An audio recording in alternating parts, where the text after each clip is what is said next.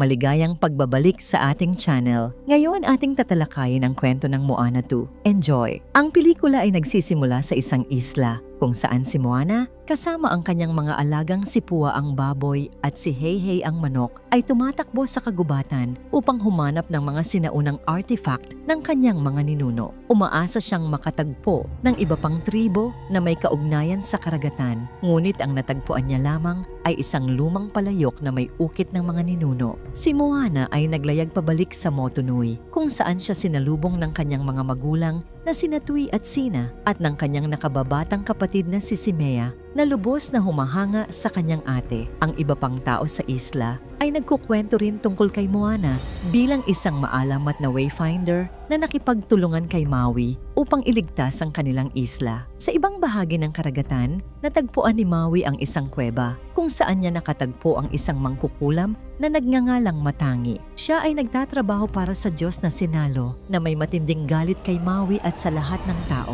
Nais ni Maui na hanapin ang nawawalang isla ng Motufetu na ibinaba sa ilalim ng dagat ni Nalo. Ngunit nang imungkahi ni Matangi na kakailanganin niya ang tulong ni Moana, sinabi ni Maui na inilalayo niya si Moana sa panganib para sa kaligtasan nito. Pagkatapos, ikinulong ni Matangi si Maui sa kuweba. Sa gabi, nagsagawa ng seremonya ang tribo kung saan lumahok si Moana. Isang kidlat ang bumaba mula sa langit at nagpakita kay Moana ng isang pangitain ng kanyang ninuno, si Tautay Vasa. Siya at ang kanyang mga kasama ay naglayag upang hanapin ang Motufetu, ngunit sila ay nilamon ng isang malakas na bagyo na nilikha ni Nalo. Sa pangitain, ipinakita ni Tautay Vasa kay Moana ang kanyang nayon na madilim at walang laman na siyang hinintay na hinaharap kung hindi niya muling ikokonekta ang mga tribo ng karagatan. Nang magising si Moana, napagtanto niya na ang Motufetu ang hinintay niya. Natakot ang kanyang mga magulang sa panganib ng misyon at umiyak si Simea dahil baka hindi na makabalik ang kanyang ate nang hindi alam ni Moana na kailangan niyang gawin ito.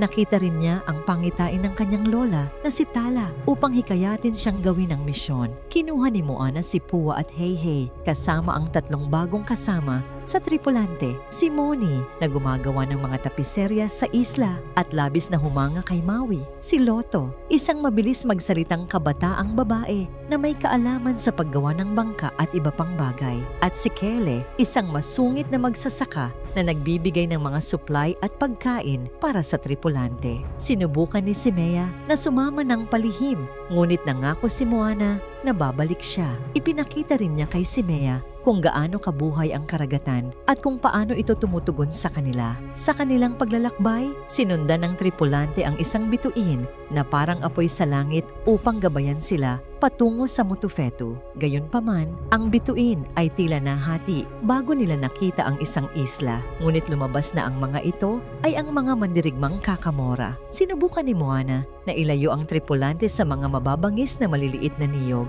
Ngunit ang mga kakamora ay nagpatulog sa kanila gamit ang tranquilizer at dinala sila sa kanilang barko. Ang parehong mga tripulante ay napunta rin malapit sa isang higanteng halimaw na kabibe. Isinalin ni Moni ang mga guhit ng kakamora na nagpapakita na hindi sila masama, ngunit sila ay nahiwalay sa kanilang sariling isla pagkatapos mawala ang Motufetu na nagputol ng kanilang koneksyon sa kanilang tahanan. Sumang-ayon ang mga kakamora na makipagtulungan sa tripulante ni Moana kung tutulungan nila na neutralisahin ang higanteng kabibe. Isang maliit na kakamora ang sumama sa kanila habang sinubukan nilang gumamit ng lason mula sa isang higanteng blobfish. Ngunit nawala ang kanilang mga sibat na may lason at napunta sila sa isang kuweba. Sina Moni, Loto at Kele ay nakilala si Maui na sa wakas ay nakalabas at nakuha ang kanyang kawit. Gayunpaman, napansin niya si Heihei at napagtanto na naroon si Moana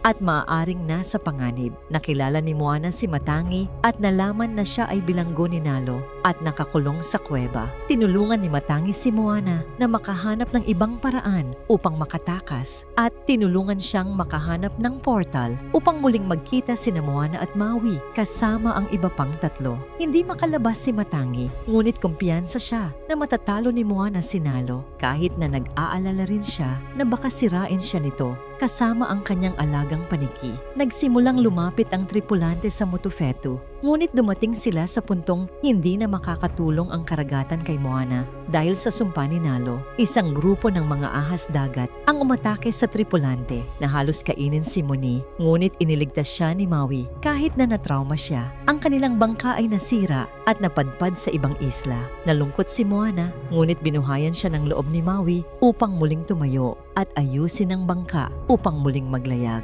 Pumasok ang tripulante sa gitna ng bagyo ni Nalo na siyang nagpigil sa mga tao na makahanap ng Motofetu. Sumigaw si Maui upang makagambala at maatake siya ni Nalo habang sinubukan ng tripulante na lumapit sa isla. Nang subukan niyang iangat ang Motofetu gamit ang kanyang kawit, isang kidlat ang tumama sa kanya na nag-alis ng kanyang pagka-Diyos. Hinila siya ni Moni, Loto at Kele pabalik sa bangka habang lumangoy si Moana sa ilalim ng tubig upang hawakan ang isla na magpapawalang bisa sa sumpa. Isang kidlat ang sumunod sa kanya at tumama ito sa kanya pagkatapos niyang mahawakan ang Motofetu na wala ang bagyo. Ngunit hindi na lumitaw si Moana. Lumangoy si Maui sa ilalim ng tubig at natuklasan na ang kidlat ay pumatay kay Moana. Nagsimula siyang umiyak at umawit ng isang awiting tribal para sa kanya at ang mga espiritu ng mga ninuno ni Moana, kabilang sina Tautay Vasa at Lola Tala, ay dumating upang buhayin siya. Isang tattoo ng Wayfinder ang lumitaw sa braso ni Moana habang naibalik ang pagka-Diyos ni Maui. Ginamit ni Maui ang kanyang kawit upang iangat ang Motofetu mula sa karagatan at pagkatapos hipan ni Moana ang isang kabibe, nagsimulang magtungo ang iba pang mga tribo patungo sa isla. Ang mga Kakamora ay muling nagkita at natagpuan din ang kanilang sariling isla. Bumalik si Moana at ang kanyang tripulante sa kanilang tahanan kung saan nakilala ni Maui si Simea na hinila ang kanyang tainga tulad ng ginawa ni Moana noon bago nagkita ang dalawang magkapatid. Ipinakita rin ni Moana sa kanyang tribo na dinala niya ang iba pang mga tribo upang makilala sila. Sa muling pagkakakonekta ng mga isla, nagsimula si Moana at ang kanyang tripulante sa isa pang pakikipagsapalaran. Sa mga kredito, lumitaw si Nalo sa kanyang anyong tao upang harapin si Matangi dahil sa pagtulong nito kay Moana. Balak pa rin niyang panatilihin si Matangi bilang bilanggo at maghiganti sa mga tao. Sumali rin sa kanila si Tamatoa na nais ding maghiganti kay Moana, ngunit sinaktan siya ni Nalo ng kidlat.